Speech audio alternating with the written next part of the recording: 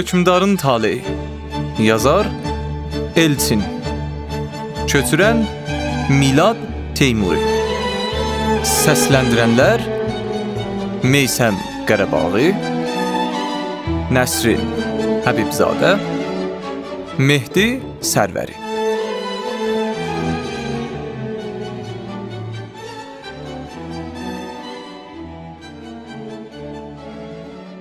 Sonra ıldırım çaxdı. Tufan qopmuşdu. Şıdırğı bir yağış yağırdı. Və atlı o şıdırğı yağış altında sıldırım qayaların dibi ilə yarğan boyu boz ürgəni var gücü ilə çapırdı. Su atlının sifətindən üst başından süzülüb axırdı. Amma o bunun fərqində değildi. Gözlərini qıyıb qarşıya baxırdı. Elə bil ki, baxışları ilə sıldırım qayaların dibindən cığır açırdı. Və elə bil boz ürgədə o dəmbelindəki adam gözləri ilə açdığı o cığırla çapırdı. Qayaların təpəsindən baxanda adama elə gəlirdi ki, at çapmırdı. Atlı ilə bərabər o boz ürgəni də tufan aparırdı. Yarğanın dibi bitib, burulanda atlı cilovu çəkdi. Boz ürgə bu qəfil dartmadan şahə qalxdı. Burun pərələri göz görəti şişib böyüdü və atın kişnərtisi o çovğun hayküyündən də güclü oldu. Bütün yarğana yayıldı. O kişnərtinin ardınca atlının bağırtısı eşidildi. Ruslar gəlir! Elə o andaca iri bir qayanın altında daldalanmış ikinci atlı bu xəbəri alıb yerindən götürüldü və bu dəfə də o tufanın içində ikinci atlı çapmağa başladı. O sözlərin isə yağış şırıltısının müşayiəti ilə əks sədası yarğan boyu hər tərəfə yayılırdı. Ruslar gəlir! Ruslar gəlir! Ruslar gəlir! 6 septembr 1802-ci il. Sankt-Peterburg, Qış Sarayı. İmperator 1. Aleksandr öz iş otağında general və əyanların arasında var-gəl edirdi. Və imperator bu dəm elə bil əshabələri ilə yox, özü ilə danışırdı. Xəzər Rusiyanın daxili dənizinə çevrilməlidir. İsti dənizlərə bizim yolumuz Cənubi Qafqazdan keçir. Nə qədər ki, Avropanın başı Bonaparta qatışıb, biz bundan istifadə etməliyik. Cənubi Qafqaz imperiyanın tam rahatlıqla söykənə biləcəyi bir cənub sütunu olmalıdır. Ani sükutdan sonra imperator sonuncu sözü elə bil ki, biraz rişxəndlə təkrar etdi. Olmalıdır, ancaq General Knoring. Əla həzrət. 1. Aleksandr yenə ani bir sükutdan sonra Mən hələ keçən il sizə yazmışdım ki, Fəthəli Şahın dedi və nə isə yadına salmaq istədi. Onu oralarda nə çağırırdılar? Babaxan, əla həzrət. Fəthəli Şah taxta çıxmazdan əvvəl... Bilirəm, Babaxan. Mən sizə, general, hələ keçən il yazmışdım ki, nə qədər ki, İranın Cənubi Qafqazla bağlı iddiaları gerçəkləşməyib, yerli hakimləri, xüsusən Qarabağ, Gəncə, İrəvan, Bakı, Şirvan, biri də var idi, Şəki xanlıqlarını öz tərəfimizə çəkməliyik. O xanlıqları Rusiyanın tərkibinə qatmaq üçün hazırlıq işləri getməli idi. Artıq İngiltərə Fəthəli Şahla müqavilə bağlayıb, bəs siz nə etmişsiniz, general? General Knoring nəsə demək istədi. İmperator əlinin işarəsi ilə onu saxladı. Bilirəm, Georgiyevskdə danışıqlar aparmışsınız. Ancaq, orada kimlər iştirak edib? Həyəcanını boğmağa çalışan General Knoring dedi. Tərki Şamxalı, Qaraqaytaq üsmisi, Tabasaran hakimi. Bunları bilirəm, bəs Azərbaycandan kimlər? Quba və Talış xanlarının nümayəndələri. Bəli, cəmi 2 xanlığın, özü də xanla yox, onların nümayəndələri. Üzr istəyirəm, əla həzrət. Onları yalnız danışıqlarla ram etmək olmayacaq. Birinci Aleksandrın sifətindəki təbəssüm çəkildi və o sərt bir ifadə ilə Kim deyir ki, biz onları yalnız danışıqlarla ram edəcəyik? Mən sizə belə bir söz demişəm, general. General Knorring yenə nəsə demək istədi. Amma imperator bu dəfə də əlinin işarəsi ilə onu saxladı. Lazım deyil, general. Artıq bunun əhəmiyyəti yoxdur. Bu danışıqlar verilən vədlər müvəqqəti diplomatik gedişdən başqa bir şey deyil. Bu ki aydın məsələdir. Rusiya bu danışıqları məgər ciddi qəbul edə bilir? Yox, qəbul edə bilməz və etməyəcək. Əlbəttə, zor işlədəcək. Şərq hakimləri o qədər də axmaq deyirlər ki, güc görməyəndə bizim verdiyimiz vədlərə inansınlar. Vəd o zaman şirniktirici olur ki, arxasında güc dayanır. Güc görməyən hansı axmaq ultimatum qəbul edər? Biz zor işlətməliyik və işlədəcəyik. Özü də elə zor ki, ətrafdakılara da dərs olsun. Qafqaz şərqdir. Vəhki Qafqazlılarla şərq dilində də danışmağı bacarmaq lazımdır. Knyaz Sisyanov. Knyaz Sisyanov bir addım irəli atıb baş əydi. Əla həzrət. Mən sizi Qafqazın baş kumandanı təyin edirəm. Cənubi Qafqazdakı bütün mülkü hərbi hakimiyyəti mən sizə həvalə edirəm. General. Knyaz Sisyanov şimal bədənini tarım çəkib, təşəkkür edirəm, əla həzrət. Əmin ola bilərsiniz ki, mən sizin etimadınızı doğruldacağam. Bunu zaman göstərəcək. Pavel Dmitriyeviç, əsas odur ki, Qafqazda başınızı qoruyun. İmperiyanın yolunda mən başımdan keçməyə hazıram, əla həzrət. Mənim buna şübhəm yoxdur, Knyaz. Ancaq hər halda başınızı qoruyun. O sizə də, bizə də lazımdır.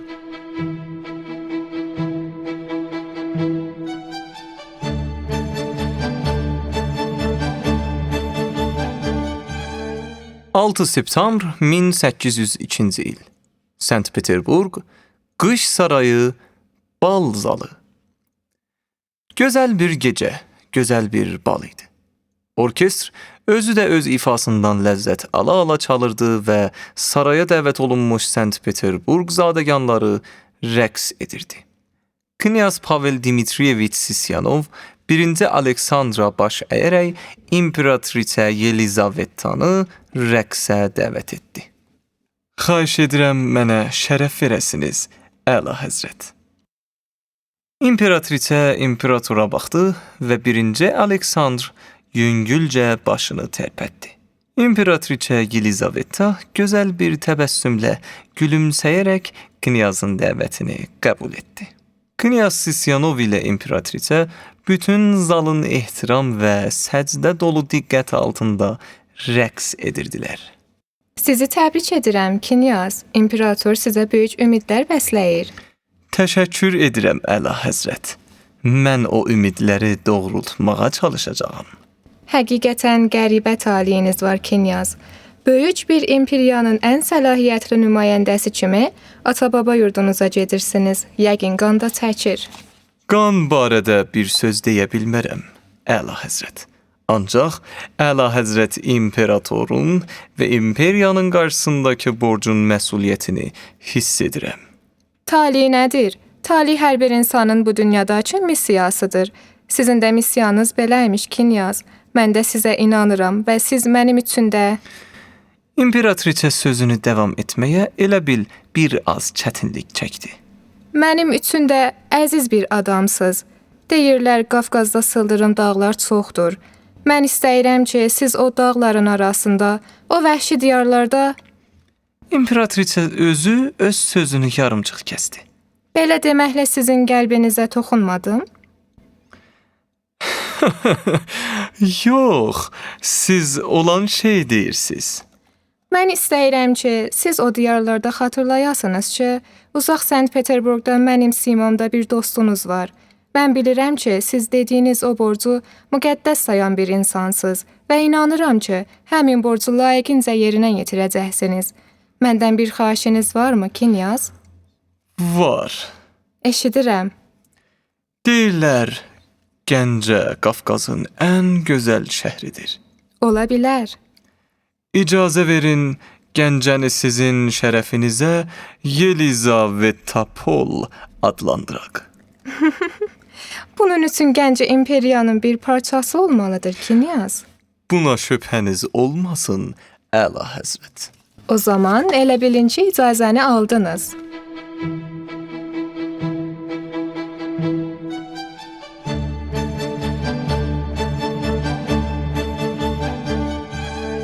Şuşa dağlarını duman bürümüşdü və o duman içindəki yaşıl yamacda iki atlı gedirdi. Ağabəyim ağa Qumral şəhərin belində yan pörtü oturmuşdu. Bir az arxada isə ağ atın belində Saday bəy gəlirdi.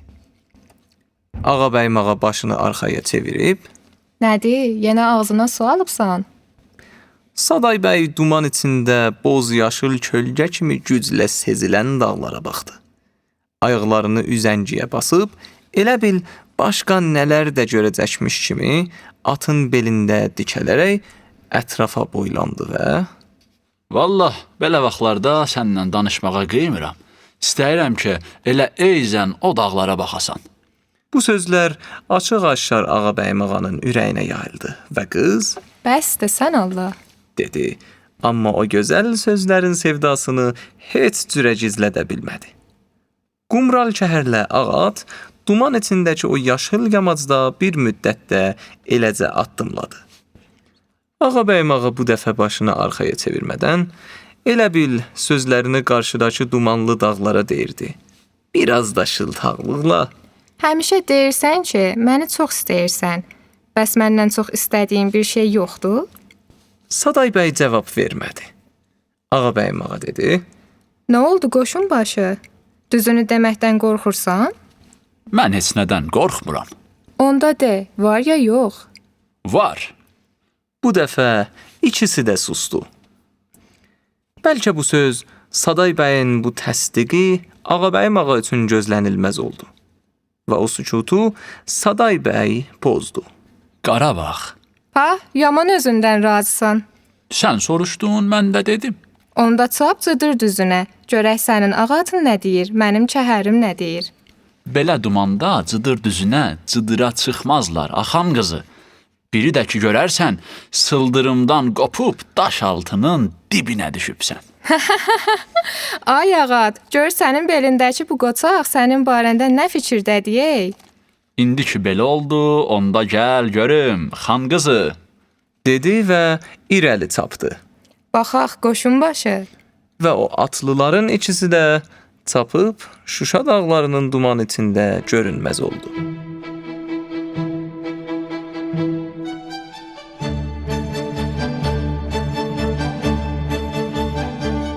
Şuşanın bazar başı şəhrin sakinləri ilə dolu idi. Xan cartısı miskər tuçanının qənşirində yoğun bir kötüyün üstünə qalxıb gür səslə car çəkir. Cəmaət! Əla Həzrət hökmdarımız İbrahim Xəlil xan taxt səltənətin il dönümü münasibəti ilə xalqa əfv ümumiyyət taylayıb. Zindandakı məhbusların azadlığı barədə sərəncam verib. Cəmaət!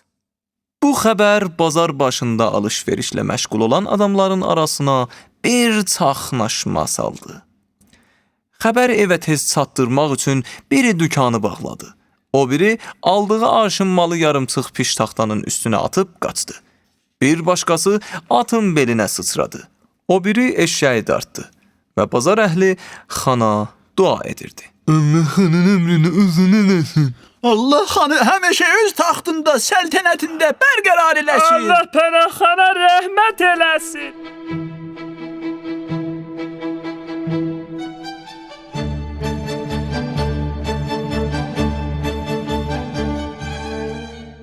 Dağlar arası əyri-uyru uzanıb gedən dolanbac Molla Nəsrəddin yolu ilə üzü yuxarı Şuşa qalasına doğru karvan qalxırdı. Və o karvan dəvələrinin aram-aram atdıqları addımlar elə bil o Şuşa dağlarının təmkininin davamı idi. Qala divarının qarşısında oynaşan bir dəstə uşaq Aşağıdan qalxan o karvanı görüb çığır bağır saldı. Karvan gəlir! Karvana bax! Bizimkilər deyil, Tehran karvanıdır. İrandan gəlir!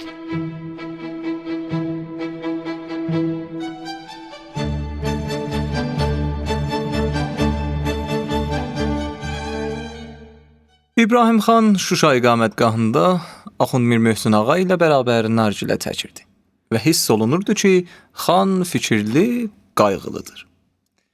Xan nargilədən dərin bir qullab vurub, Bir qara qəpiklik zamanə deyilmir Möhsün ağa. Axund Mir Möhsün ağa gülümsədi. Zəmanə nə vaxt yaxşı olub ki? Bu vaxt qapıçı içəri girdi. Xan açıq, aşkar bir nigarançılıqla Nə xəbərlə gəlmisən? Karvan yerbəyer olundu. Dəvələr Bunları bildik. Sonra qapıçı əlindəki iki bürmə kağızın ikisini də irəli uzatdı. Biri hədiyyələrin siyahisidir. nə hədiyyələr? Fətəli Şah mənə hədiyyə göndərib. Bəli, bu da Fətəli Şahdan sizə namədir. Xan maraqla qapıçının əlindəki kağıza baxdı. Ver ağaya. Qapıçı hər iki kağızı Axund Mir Möhsün ağaya verdi. Karvanla gələnlərə yaxşı qulluq edin. Gedə bilərsən. Və qapıçı eşiyə çıxan kimi üzünü Axunda tutdu. Naməni oxu Mir Möhsün ağa, görək nə məsələdir. Mir Möhsün ağa namə bükməsini aça-aça Allah qoysa xeyr olar. İbrahim xan elə bil Axund Mir Möhsün ağaya yox, zəmanəyə çımxırdı. Mən bu zəmanədən heç bir xeyr xəbər gözləmirəm. Mir Möhsün ağa naməni oxumağa başladı. Şöhrətli Qarabağ hakimi İbrahim xana Şahənşah İran. Əzəmətli Fətəli Şahdan səlam. İbrahim xan, hökmdarımız Ağa Məhəmməd Şahın Şuşa şəhrində xaincəsinə qətlə yetirilməsindən sonra onun cənazəsini hörmətlə Tehrana göndərməyindən xeyli məmnunam. Şöhrətli Qarabağ xanlığı ilə dostluğa söykənən himayədarlıq münasibətini daha da möhkəmləndirmək üçün sənin şərəfli İbrahim xanın kamallı qızı Ağabəyim ağa ilə izdivac arzusunda olduğumu bildirirəm. Ağabəyim ağanın əqli, fərasəti mənə məlum olduğundan və o məhz sənin İbrahim xanın qızı olduğundan onu özümə baş hərəm etmək fikrindəyəm. Oğlun Əbülfəth ağanı da öz sarayıma dəvət edirəm. Salam dua ilə Fətəli Şah, Şahənşahi İran. Araya sükut çökdü. İbrahim xan nargiləni bir tərəfə itələyib taxtın üstündə dikəldi. Bayaqdan bəri qoltuğunu söykədiyi mütəkkələri də kənara çəkdi və Fətəli Şahın naməsindəki sonuncu cümləni təkrar etdi. Əbülfəth ağanı da öz sarayıma dəvət edirəm. Ağabəyim ağa ona bəs eləmir, Əbülfəthi də girov istəyir. Mənimlə qohum olur, amma qanımı sormağa hazırdır. Araya yenə sükut çökdü. Axund Mir Möhsün ağa indicə oxuduğu naməni yavaş-yavaş bürmələdi. Nə fikirdəsən? İki nəhəng əjdaha burun-buruna durub, bir-birini divara qısnayıb. Qarabağ İran üçündə, Rusiya üçündə bir uddumluq tikədi. Elə də müdrik bir fikir söyləmədin ağa. İbrahim xan qəzəblərini cilolaya bilmədi. Döşəkçənin üstündəki iri kəhruba təsbehi götürüb ayağa qalxdı və Axund Mir Möhsün ağa da qalxıb yüngülcə baş əydi. Mən olanını təkrar etdim. Xan sağ olsun, sizin həmişəki sözlərinizdir ki, ehtiyatlı olmaq lazımdır. Bəli, ehtiyatlı olmaq lazımdır. Amma bu ehtiyat bizi hara aparıb çıxardacaq? Əlbəttə Rusiya kimi bir məmləkət üçün, İran kimi bir səltənət üçün balaca Qarabağ bir uddumluq tikədir. Amma bəzən tikə əjdahanın da boğazında qalır. Hə? Nə deyim, xan sağ olsun. Axund çiyinlərini çəkdi. İbrahim xan pəncərənin qabağına keçdi. Əllərini arxasında çarpazlayıb, təsbihin iri daşlarını oynada-oynada, uzaqdan aydın görünən Topxana meşəsinə baxdı. Nə qədər çalışdım mən. Nə qədər dil tökdüm ki, gəlin birləşək, yumruq kimi bir olaq, vahid bir Azərbaycan dövləti yaradaq, yoxsa bizi bir-bir udacaqlar. Sən ki bunun şahidisən Mir Möhsün ağa, düzdür? Dedilər, amma nə oldu? Cavad xan bir tərəfə çəkdi, Kəlbəli xan bir tərəfə çəkdi, Hüseynqulu xan bir tərəfə, Məhəmməd xan bir tərəfə, mənim kürəkənim Səlim xan da bir tərəfə. Mən heç özümü də təmizə çıxardıb onlardan ayırmıram. Bir-birimizlə çəkişmək, bir-birimizə badalaq gəlmək, hakimiyyət uğrunda bir-birimizə zülm etmək. Bax, ağa, budur. Sən deyən o tikəni rahatul hulqum edən. İbrahim xan gözlərini pəncərədən çəkib vəzirə baxdı. Mən də təzə bir söz demirəm. Deyinirəm, naməyə nə cavab verək? Biz İranla açıq düşmənçilik edə bilmərik. Mən ağabəyim ağanı qurban verməliyəm. İbrahim xanın gözlərində bir qəzəb qığılcımı çaxdı. Amma Axund Mir Möhsün ağa təmkinini pozmadı. Dünyadır, xan sağ olsun. Hərənin bir taleyi var. Qur'an-ı Şərifdə də izdivac vacib sayılıb. Ay ağa, sənin cəddinə qurban olum. Bəsdir, qurtar mənə bu məktəb dərsi geçməyi. İzdivac vacibdir deyə mən öz gözümün işığın ağabəyim ağanı həməşəlik yad bir məmləkətə göndərməliyəm. Allahın hər verən günü şah sarayında təkliyini, gücsüzlüyünü, acizliyini hiss edəcək. Mən qızı belə bir qəribçiliyə məhkum etməliyəm. Əbülfət kimi bir cavanı Tehrana güro göndərməliyəm. Əbülfət ağa onsuz da İrana təmayüllüdür. Nə olsun, cavandır, çox şey başa düşmür. Bu onun lələsi Mulla Cəfərqulunun tərbiyəsinin nəticəsidir ki, təqsiri də mənim özümdə. Nəzarətdə saxlamamışam, indi nə olsun? Hə, Əbülfəthi güro göndərim Tehrana ki, Fətəli Şah kefi istəyəndə onun başını bədənindən üssün. Axund Mir Möhsün ağa cavab vermədi. İbrahim xan yenə gözlərini pəncərədən Topxana meşəsinə zillədi. Susursan Mir Möhsün ağa, çünki yaxşı bilirsən, mənim başqa çarəm yoxdur.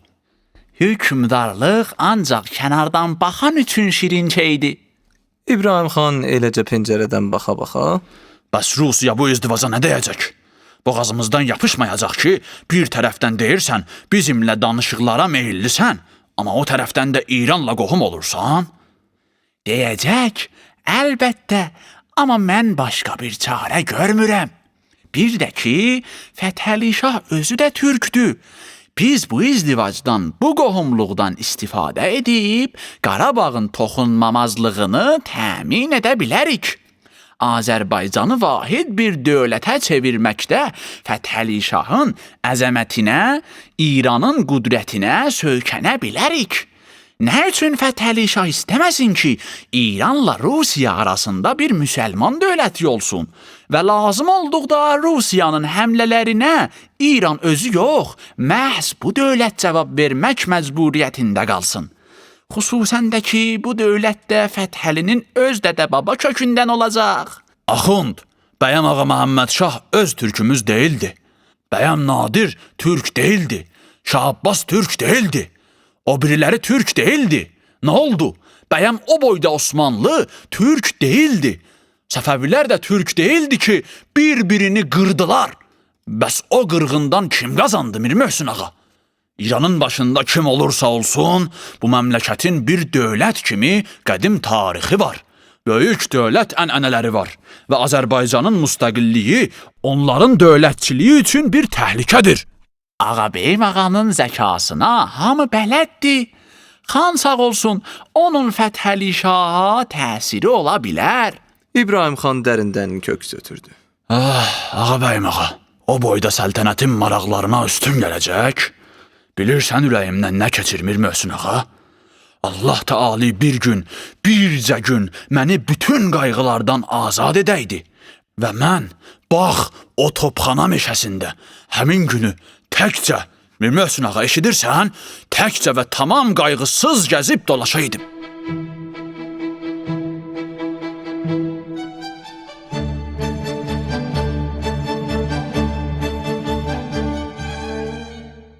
O gözəl tirmənin naxışları elə bil Qarabağ dağlarının rəngindən, ətrindən xəbər verirdi.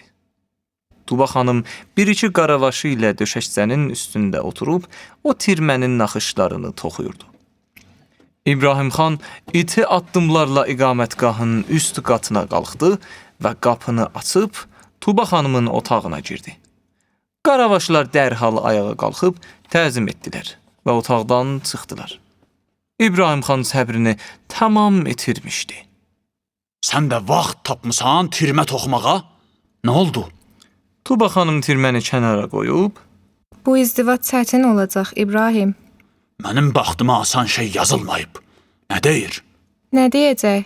Bəyəm sən bilmirsən? Hədiyyələrə nə dedi? Heç gözünün ucuyla da baxmadı. İbrahim, bu qız başqalarına bənzəmir. Onun ürəyi sınsa, ömrü boyu düzəlməyəcək. Sənin ürəyin yoxdur? Mənim ürəyim yoxdur? Kimdir indi ürəyi sayan? Kimdir ürəyi hesaba alan? Mən sənə demişdim də, onun meyli Saday bəyədi. Qoşun başı Saday bəy bir əlindəki qılıncla İranın başını kəsəcək, o biri əlindəki qılıncla da Rusiyanın başını üzəcək? Hə? Tərəkəmə oğlu Saday bəy lap Teymur ləng olsun. 3000 qoşun ilə Qarabağı Rusdan necə qorusun? Fətəli Şahdan necə qorusun? Deməli, Ağabəyim ağanı zorla Tehrana göndərəcəksən? araya sükut çökdü. Və o sükutdan sonra İbrahim xanın cavabı belə oldu. Sən elə bilirsən mənim ürəyim daşdandır? Yox, mən elə bilmirəm. Ağabəyimlə özüm danışacağam. Deyib otaqdan çıxdı.